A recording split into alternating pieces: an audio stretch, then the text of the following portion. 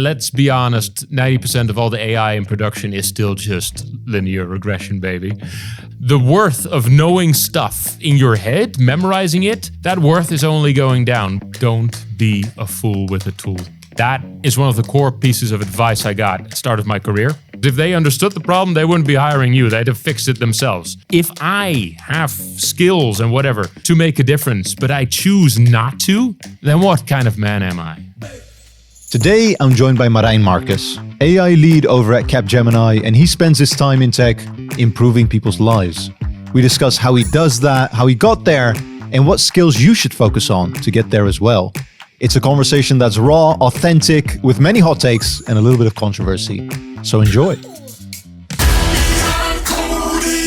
Can you share a little bit more about some of the projects that you've been doing? Because I looked at your LinkedIn and one of your main passions is really leveraging data to better people's lives. And I'm curious what you've done. I started out in the scene as a statistician, which is not sexy. Statistics and data. Who does that? And my dad for a decade was asking, "Hey Marijn, what the heck are you going to do? How are they going to pay you? How are you going to make a living?"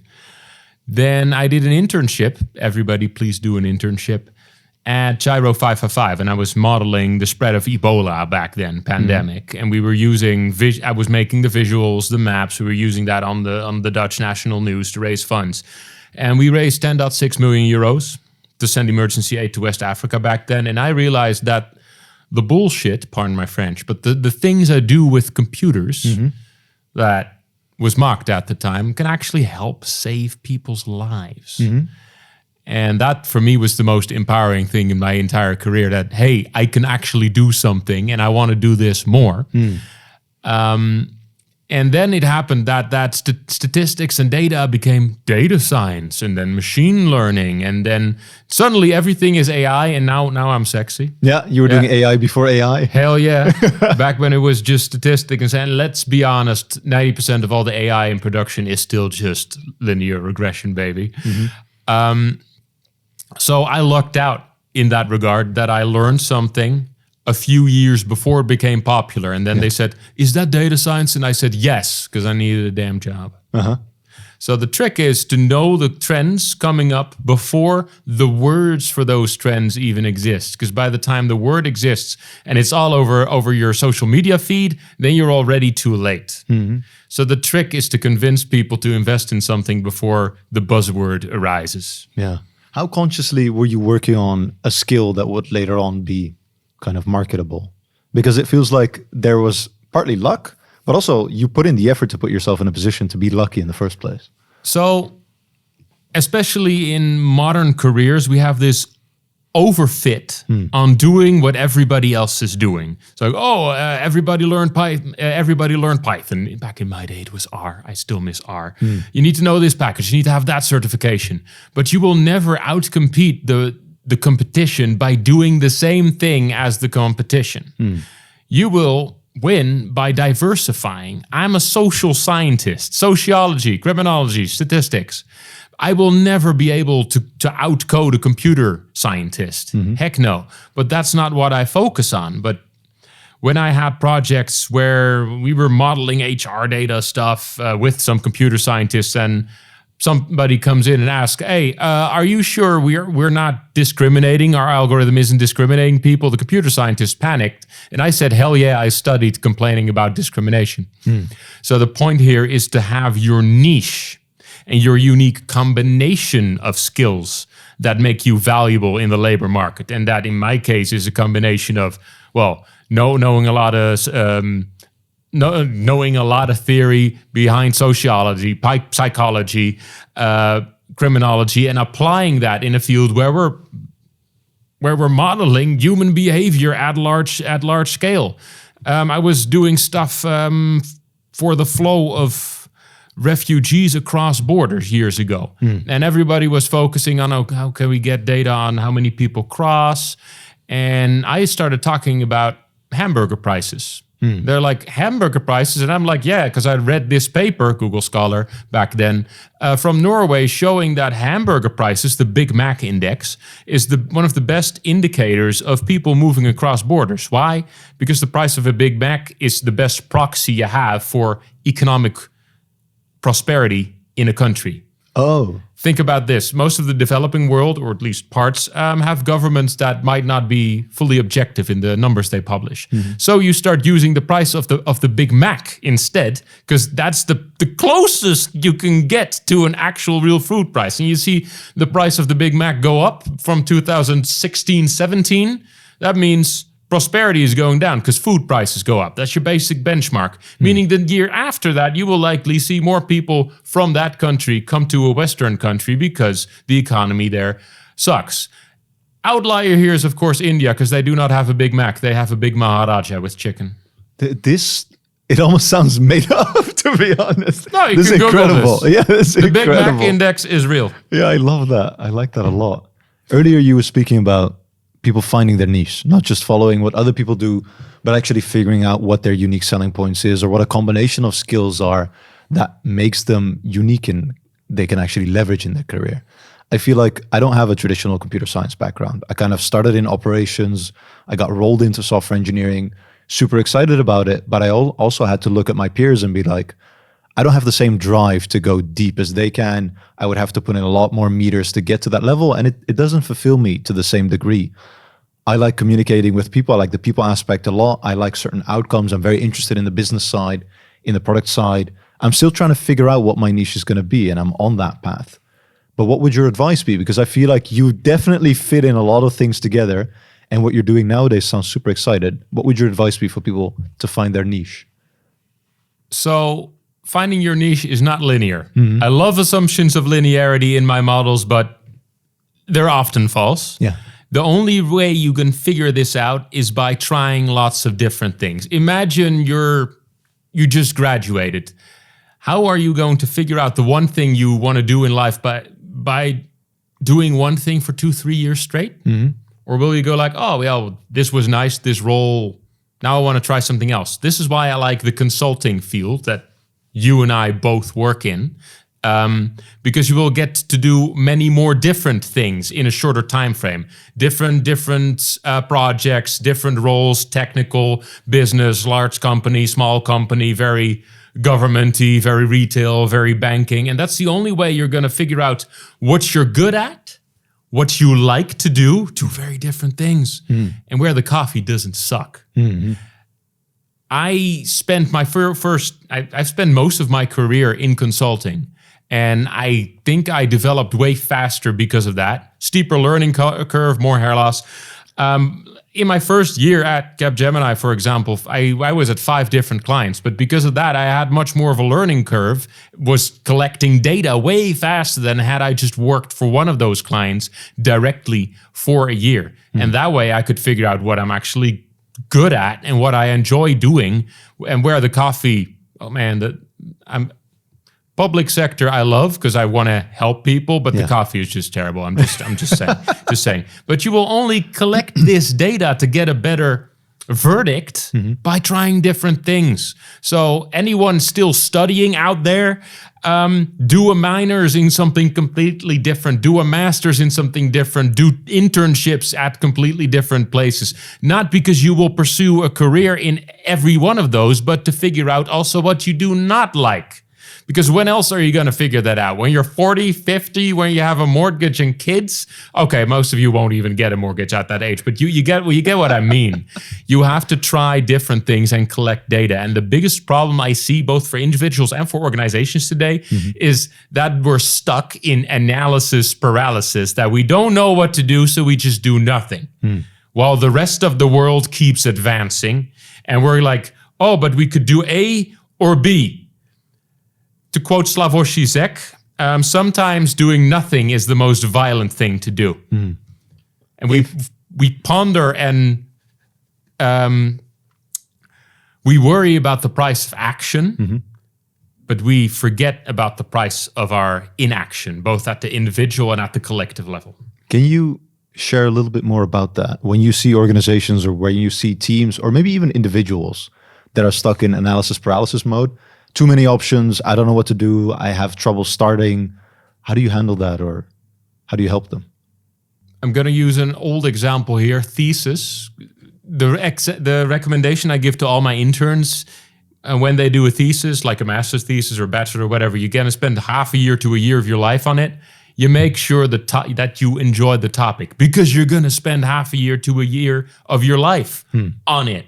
And if you enjoy that topic, I was doing analysis on crime back then for the Dutch police in my own hometown, Rotterdam, which was hella complicated. The data was horrifying, but I liked the topic, so I could keep pursuing that because I had that motivation. Doesn't mean you need to enjoy every aspect of it, of the methodology, of the screaming at your computer, but at a basic level, you need to have some interest in the topic, because that's the only way you can keep it up. Yeah, I like that a lot. Previously, very early when I joined consultancy, it was a question of, okay, what do you want to work at? What are the skills you want to develop? But also, do you have any industries that you want to work in or not want to work in? And back then, early in career me was like, industries, like I had never given that a thought even. So I said, no, I said, industry doesn't matter. I want to work with very smart people. I want to grow as fast as possible. I want to have a lot of experiences in a lot of things so I can figure out what I like and what I don't like.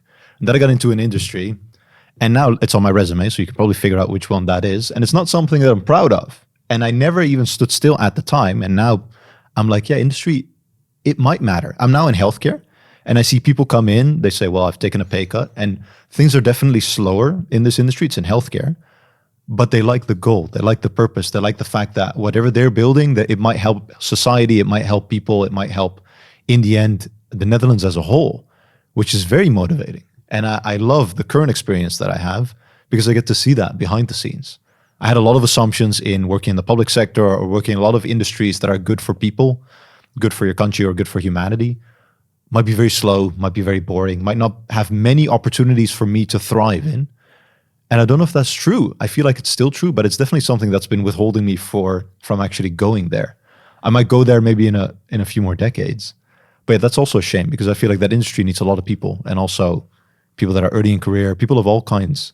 So I'm curious, from your perspective, what makes it that's super exciting within those industries, or what has been the case for you? So career choices are not black-white, X, Y, 0, 1. There's this time factor that we often forget. Because in the short term, and I've worked for banks, for example, in the past, in the short term, I was not doing much for society or for the world, but the stuff I was building there and learning over there, because banks have, hey, way bigger budgets compared to some other sectors. The stuff I was learning there, years later, I started applying in completely different fields, like forecasting the yield for smallholder farmers in Kenya and India, and helping worldwide organizations that help feed millions of people. And I would not be able to help them. At that point in time, if not a few years before, I was crunching similar numbers and models for banking and for retail. So here's the short versus long term. Even if you're not directly helping people in the short term, heck, I could have joined a soup kitchen instead of studying. But I think I can contribute more to the world with the skills that I've developed since, rather than just doing soup all day back then. And yeah, that's my answer to your question. Time. The time dimension is often forgotten there. I can only do what I do now to help people because of the stuff I built in the past decade. Heck, remember Andrew NG? We were talking about before the first computer vision models. This is a dog, this is a cat. Those were developed in 2012, 2013, the Atlas NVIDIA GPU, back when GPUs were still affordable. Those were the first models that could say, hey, this picture, this bundle of pixels is a car, this is a whatever. Nowadays, the same tech is in everybody's phone, in everybody's self-driving car, and in every autonomous killer AI drone that's out there flying to unalive people. Tech progresses so fast, and we collectively as a field can only help out with that because we did our homework, and 5 to 10 years ago we're fitting our own neural nets on, I don't know, local GPUs with your laptop that you had to keep on running overnight, because tech progresses so fast. And sometimes the best investment you can make is just to build something, home projects, hobby projects, just to keep up and have a little bit more hands-on experience than the competitor who only read a paper about it or watched a YouTube video or asked ChatGPT about it.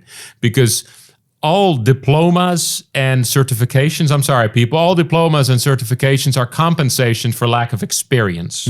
And this market mainly focuses on experience. And you lack that, you get something that a proxy, you go get a proxy for experience. And that is why we focus so much on internships, stuff you built in your spare time, stuff you have on Git, anything you can point at.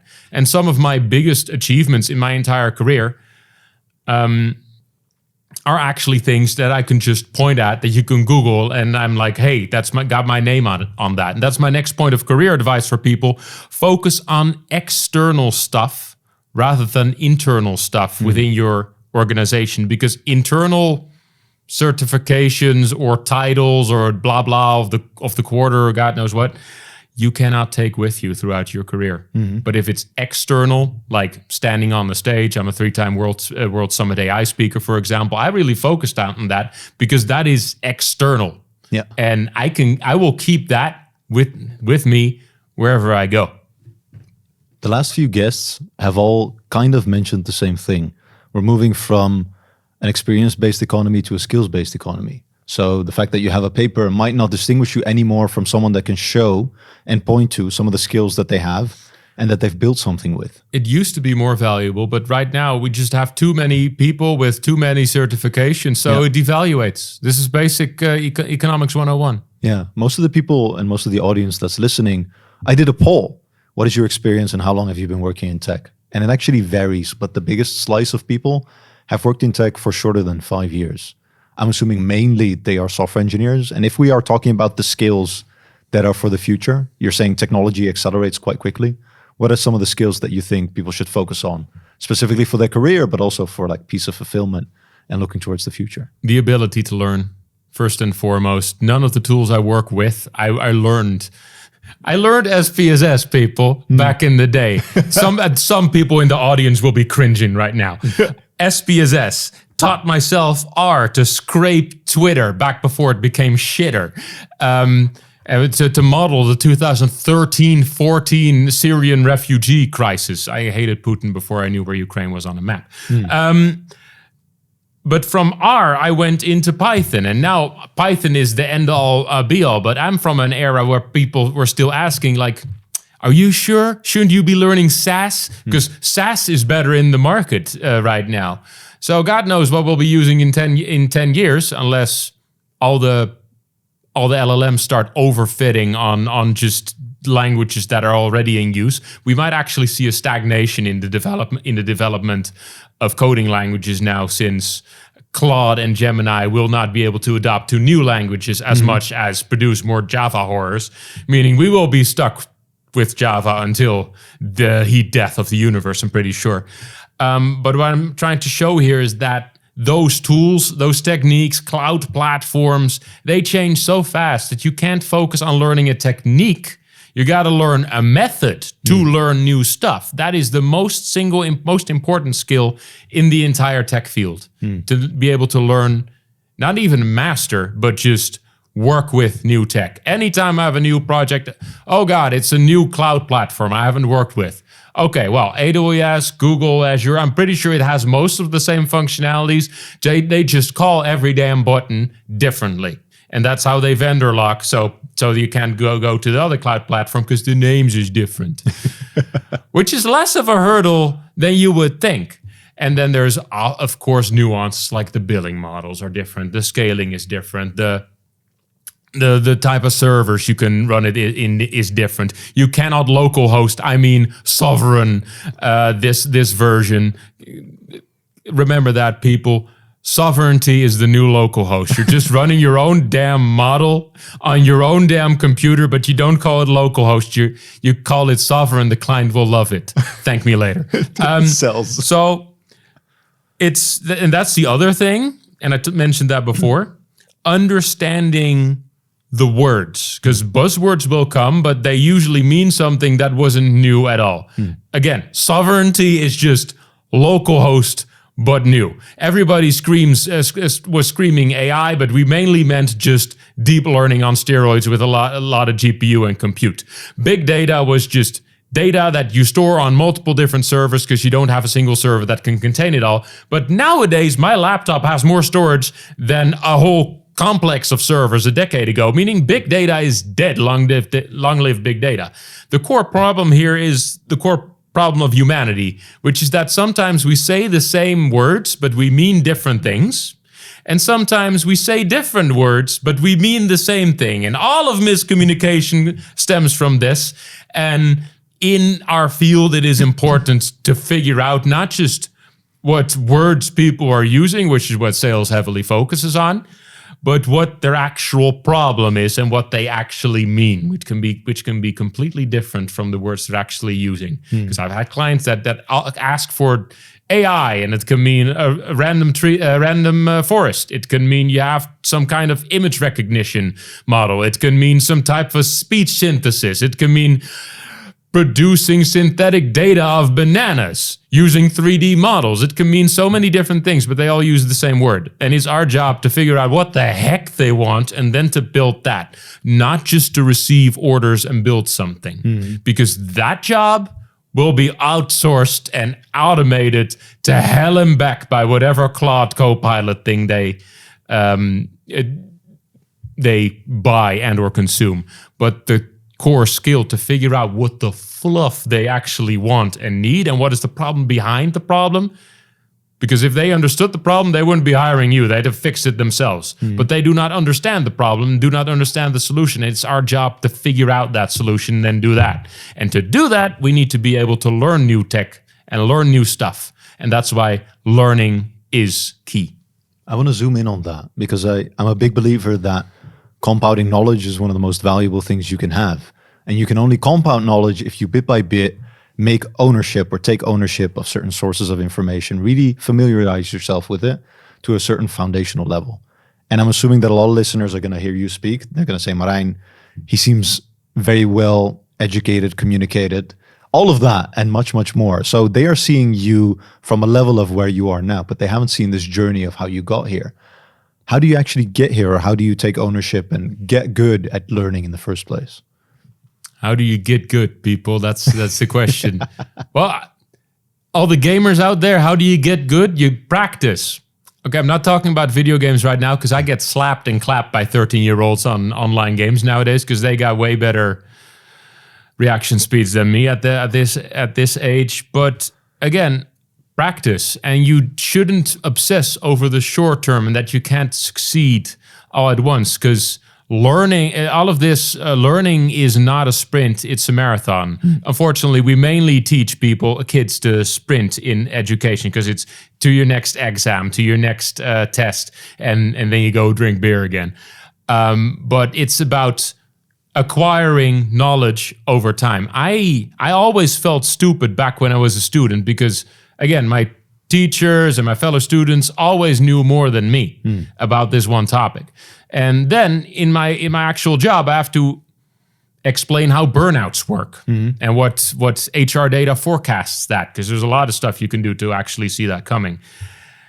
And yeah, I read a bunch of papers about that. I wrote some, I built some models, and I was just explaining that to an audience. And I only realized how much I knew about this once I had to explain it to an audience who did not know, which was very special to me because that was the point in time that I realized that, hey, I actually know some stuff.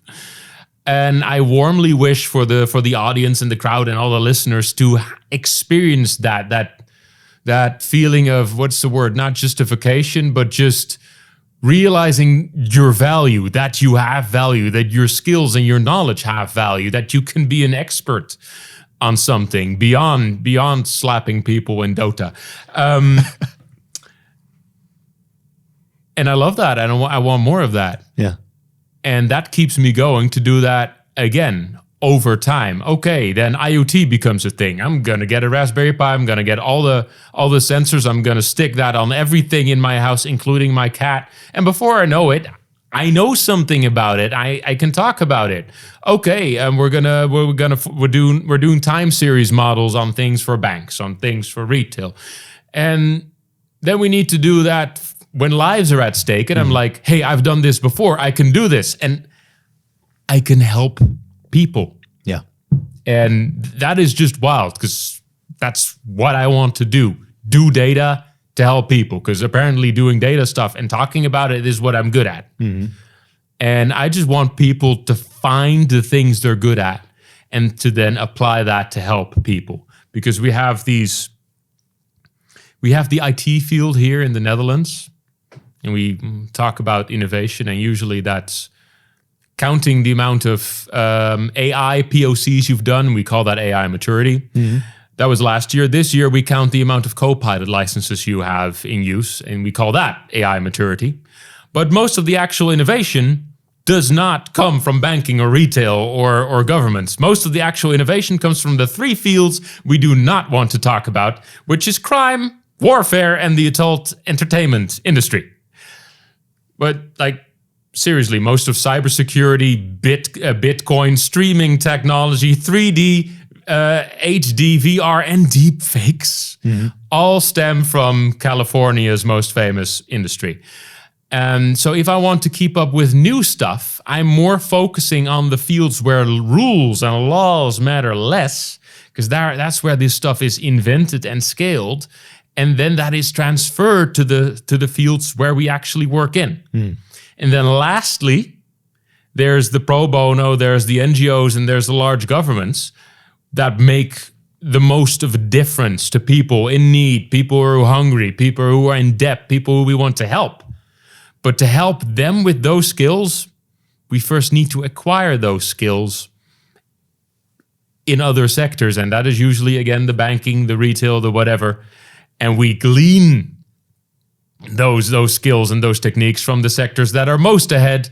But unfortunately, then I'm going to talk about the Rotterdam drug traffic industry, because, hey, we have the biggest port in Europe. We have, thus, the most cocaine traffic in Europe. Hey, represent Rotterdam. And or modern warfare, because everything we see on drones nowadays, everything we see on 3D printing and AI autonomous warfare, that's all happening in Ukraine. Yeah, that's not happening in the Netherlands. That's not happening in America, as much as they try to claim otherwise. Just this morning, I saw the American military brag about their new drones they're acquiring for like $30K a piece, even though Ukraine can build the same drones for less than 1,000. But in warfare, scale matters. And down the line, we will see pizza delivery drones or medivac drones, so ground-based drones with wheels that can evacuate a person. That's healthcare too. Those are all being developed and tested live at the front line, to the extent that any serious drone company that does not supply their stuff to Ukraine is not a serious drone company, because they haven't tested and proven their stuff. To digress back to the point I was trying to make, there is fields where rules do not matter, and that's where all the new stuff comes from. And this is why I professionally watch porn. That's we as professionals should at least look at these fields, because that's where the new stuff is coming from, and that will trickle down into our banking, retail, whatever sectors, and down the line we use those skills that we acquire here to do good. And that is the eternal cycle, and we all have to find some kind of balance for that as techies, as ITers, as humans, so that we can learn and develop ourselves and also be able to give back. Because it pains me to some extent that the newest generative AI stuff that we develop as humans is mainly used to generate porn. And not to do good.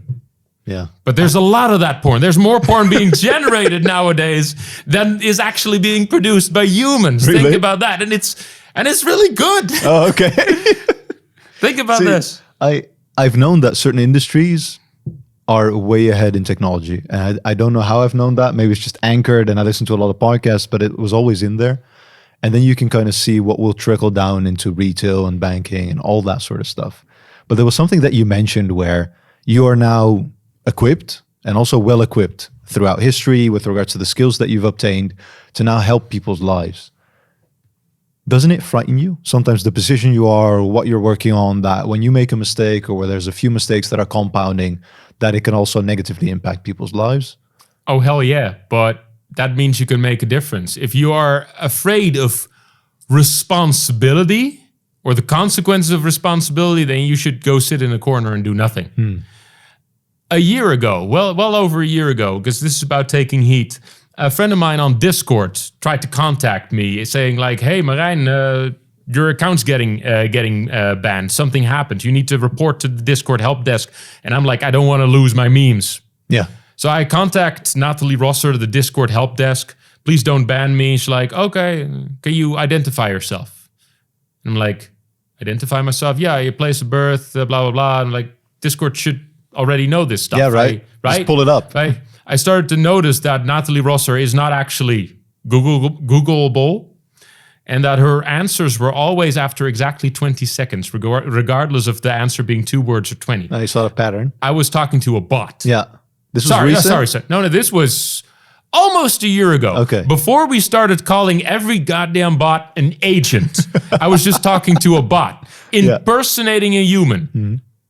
But also impersonating my friend, because my friend got hacked. Oh, no. And an LLM was told to talk like him, terrible spelling, unicorn smileys, no caps. Yeah. And had I identified myself to Natalie Rosser, they would have taken my account, talked to Discord saying like, I am Marijn Markus, this is my personally identifiable information. They would have taken my account and tried the same trick with everybody in my list. Yeah. Now, I have no clue who was trying to do this. Again, this was before we started calling everything an agent, but I was already talking about agents, basically, because you do not need a Nigerian prince on the other line or somebody pretending to be a Nigerian prince. You can just use an LLM. Foreign agents of the future will be code and prompts, and we are not even ready to start considering the implications of this. Actually, we saw this last week with X. Turns out that the biggest MAGA influencers in America, as well as some of the biggest nationalists in Poland and the Netherlands, were actually accounts based in Bangladesh and Nigeria and stuff. Again, this is basic data analytics, but it's either humans who are just profiting off of outrage or not even humans, just bots and agents and whatever. And again, we pretend that agents are anything new, but they're all over our social media for years already because the criminal sector and the hybrid war sector have adopted these technologies long before our banking and our retail and our shops will adapt to this. And this is why I obsess over disinformation and about bots trying to hack me, because this comes back to your question about heat. Yes, I should be scared about taking heat, but that is the price I pay for making a difference, then hell yeah. I had to calculate. I was involved in calculating how to feed people who suffer from malnutrition. That means you're calculating how many people you can save. It also means calculating how many you cannot. But that is where I can make the biggest difference with my skills in ways that I never could if I were applying that for just marketing purposes to sell candy. And that's where I want to be. That's where I can make a difference. And if I have skills and whatever to make a difference, but I choose not to, then what kind of man am I? For people listening, let's say it's very inspirational what you're saying, and I want to progress my career in a way where I can also do that. How do people get there? Are there any actionable steps? You already mentioned building up the skills first is actually, your career is non-linear. So whether you do it now or whether you do it later, it can still come upon your path if that's really what you want. But how can people actively work towards getting themselves into a position to actually, with their career and what they do on the day-to-day, help whoever they want to? Careers are not linear. Yeah. They're also not even branching paths. Careers are roguelikes. Okay. Like the video game where you can branching paths, but you go back to the start at some point. Because then suddenly data analytics is dead, but data science becomes a thing. Now everybody is an AI engineer, and I don't know what Pokemon names we'll be using next, because the kids I educate these days never played Pokemon, so my Pokemon jokes fall flat. But the important point here is that we keep reinventing the titles and the career paths faster than we can walk those paths. So it's more important to focus on skills without expiration dates, because you can master some type of coding or some kind of language like English or French or Japanese, but it's more important that you learn how to learn new languages, because the more languages you speak, the more easily you'll pick up the next. The same goes for coding. I've seen people go all in on their learning COBOL way back in the day. But if that's the only thing they know, then they're stuck. If you go all in on learning one cloud platform, I know everything about Azure, then the company you work the company you work for migrates from Azure. You're stuck. Going all in on SAP. Never go all in on one thing that has an expiration date. Focus on skills that do not have expiration date. We see this so much nowadays with the Gen AI hype about learning this prompt or that, even though those prompt tips will be useless 2 months down the line when the model gets updated and it all falls flat and they no longer do the weird dashes, So there, the skill is not to know top of your head all these prompting skills, but to learn and to be able to reverse engineer how the prompting works.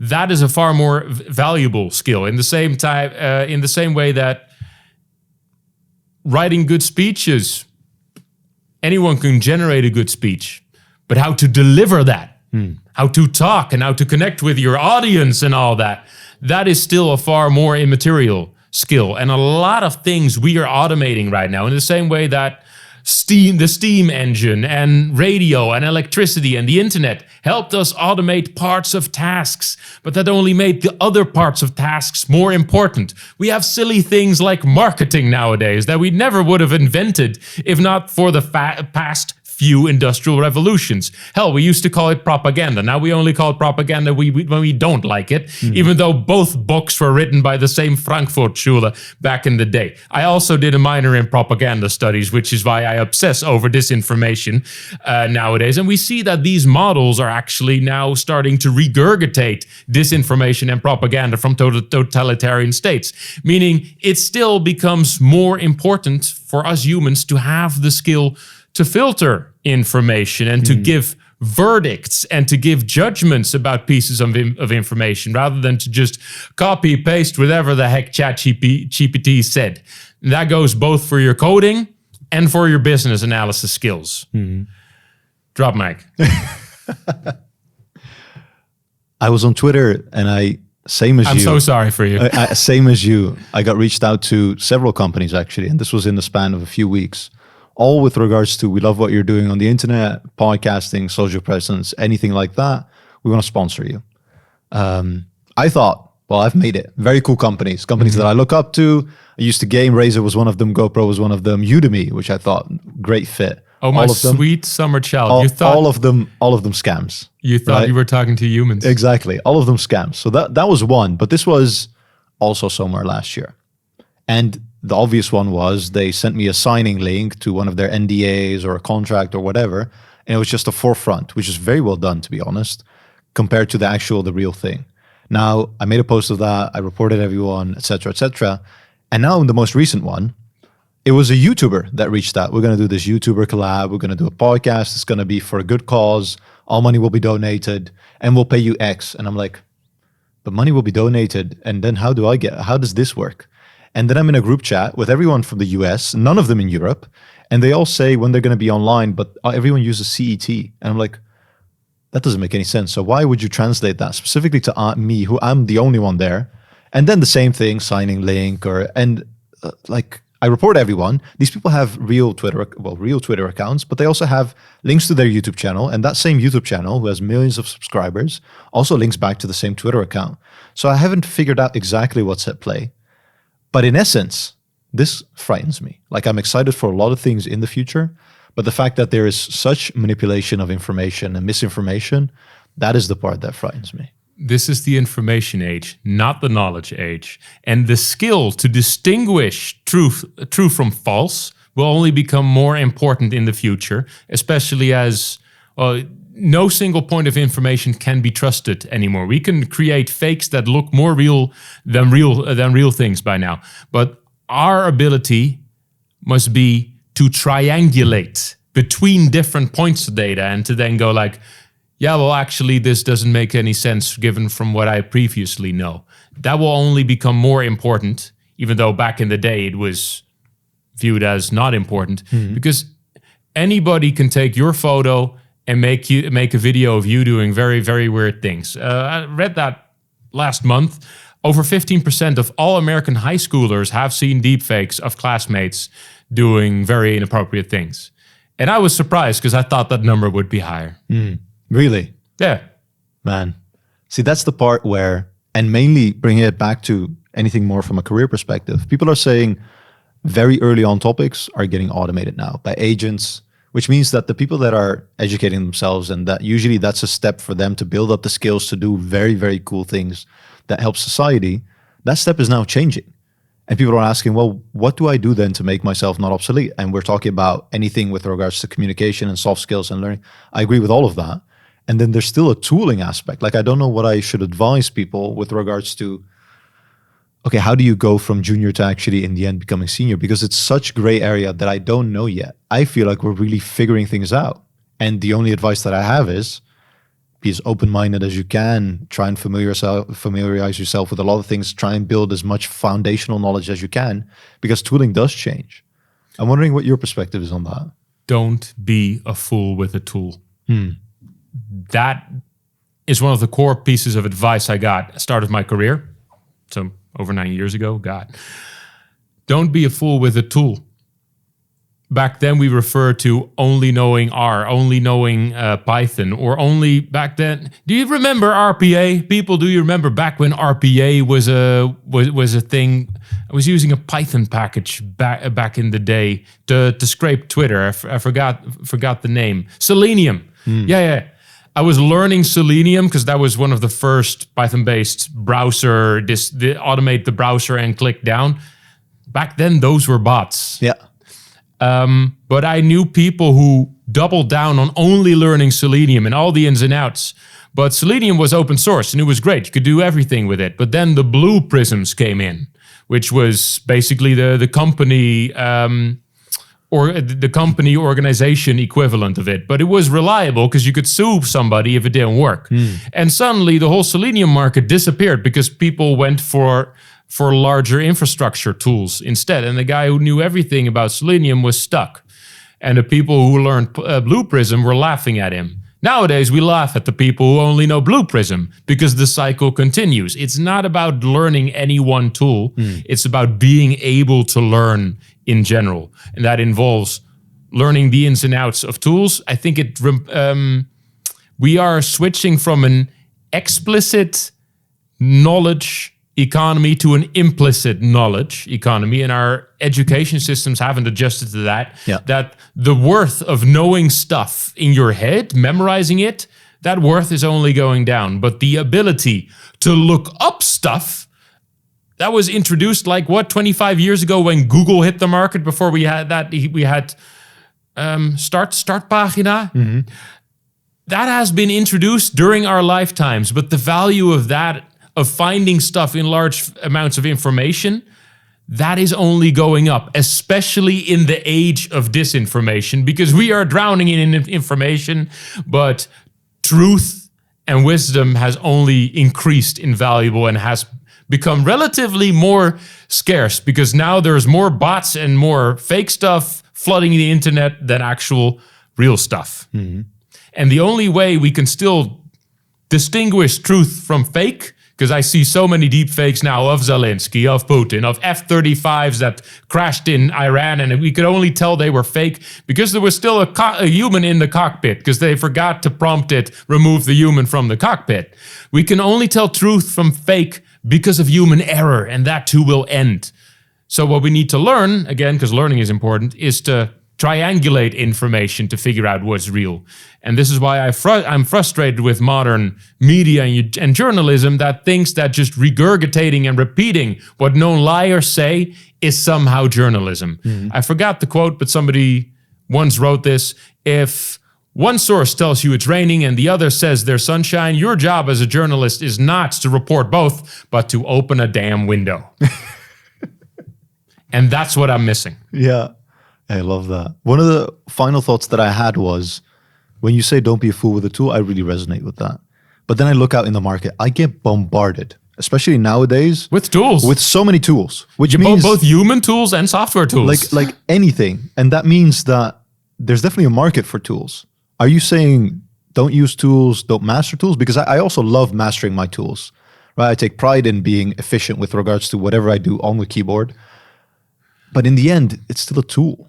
Creating tools is cheaper than ever. And let's be honest, 90% of all Gen AI tools and Gen AI startups are just some front and API call to ChatGPT, you know? Yeah. So tools became cheaper and easier to make. So as a consequence, we have more tools flooding the market than ever. And 99 out of 100, they're all the same, or they have similar functionality. I mean, it's harder than ever to stand out because, again, they're just a bunch of generated things. And why the heck should I go for a generated third-party tool when I can just vibe code my own tool and get to the 80% by myself, where usually I would need months of developing time and an entire team? Sure, I will waste 2 or 3 times as much money on the last 20% to get it home free and bug fix. And why can I upload 10 or 20 pictures but not 15?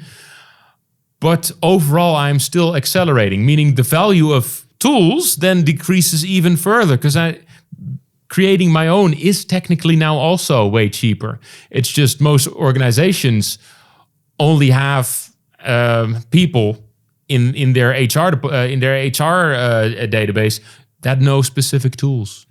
Stand out, rise above the tool. The client doesn't care that I am the toilet duck expert, they say ain't, that I know everything about Azure, or that I know everything about AWS, or about Google, or IBM, but that I can distinguish between them and tell them which one sucks at what task, and which one they should go for. And that's not some kind of Pokemon Dragon Ball Z, my dad can beat up your dad competition, but they all have their niches, and they all have their own delicacies, and this one is better than that. That one has better image recognition service, and that one you can that one you can local host. I mean, has sovereign options, and AWS has not.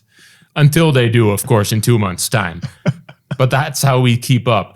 Nobody will appreciate you for just knowing a tool, but for your ability to distinguish between them, especially over time as tools and methods and techniques and insights change. And that's why you should listen to podcasts like these. Marijn, thank you so much for coming on and sharing. This has been a real blast. Thank you. Awesome. We're going to round it off here. If you're still with us, let us know in the comment section what you thought of this episode, and we'll see you on the next one.